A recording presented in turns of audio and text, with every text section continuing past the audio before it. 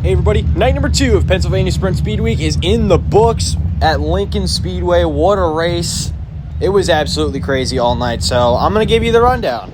We started off with 38 410 sprint cars signed into the program, which split them into 2 time trial flights and 4 heat races. The top 5 at the end of hot laps was Anthony Macri, Logan Rumsey, Kyle Moody, Aaron Bollinger, and Jude Siegel. Then right after that, we headed right into Flight A of time trials. Your top 5 in that was Chase Dietz, Anthony Macri, Preston Latimus, TJ Stutz, and Chris Arnold.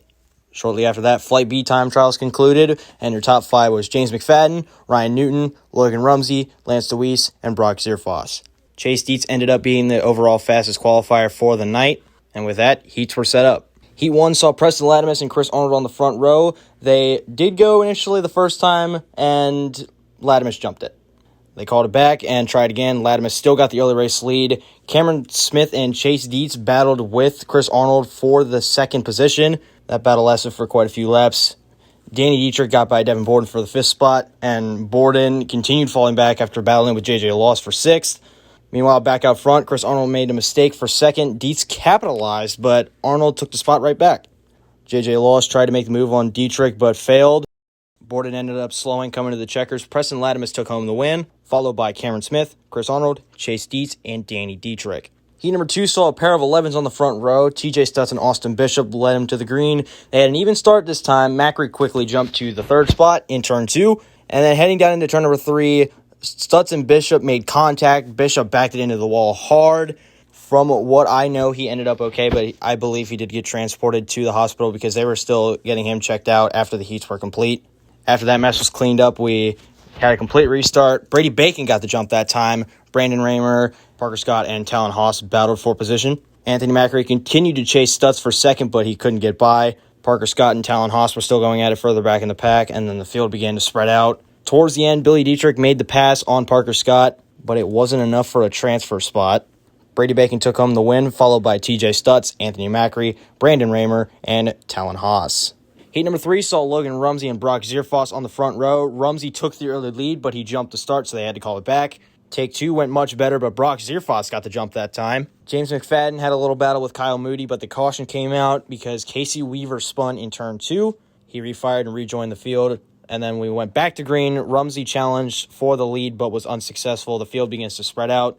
Only other real battle was between Hayden Miller and Dallas Schott. Even though that battle was short-lived, Brock Zierfoss took home the win, followed by Logan Rumsey, James McFadden, Kyle Moody, and Dylan Norris. The final heat of the night saw Lance DeWeese and Freddie Raymer on the front row. Everybody had a good start. There was contact at the line between DeWeese and Raymer got into the wall. Ryan Newton was able to capitalize and get to 2nd.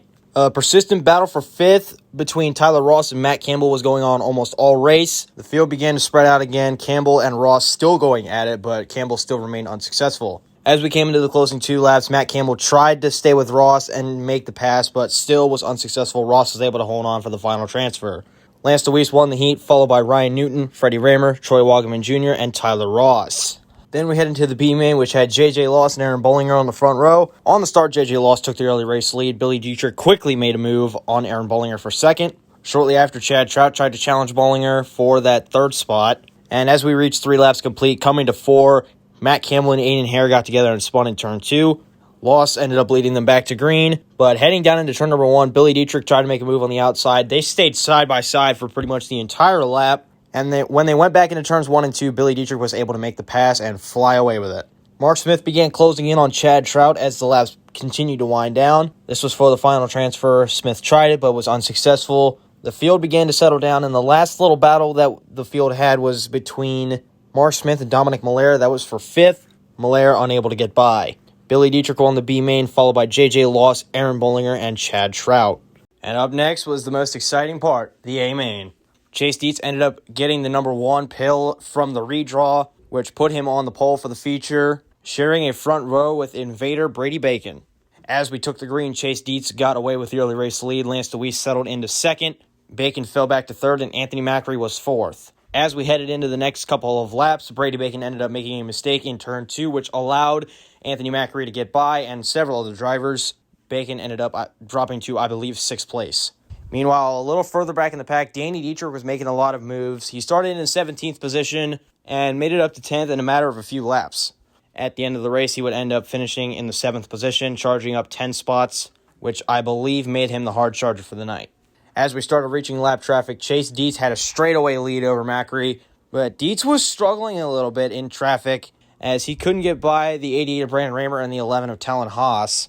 This allowed Macri to close in insanely, and the entire lead that Chase had built all that time almost completely erased.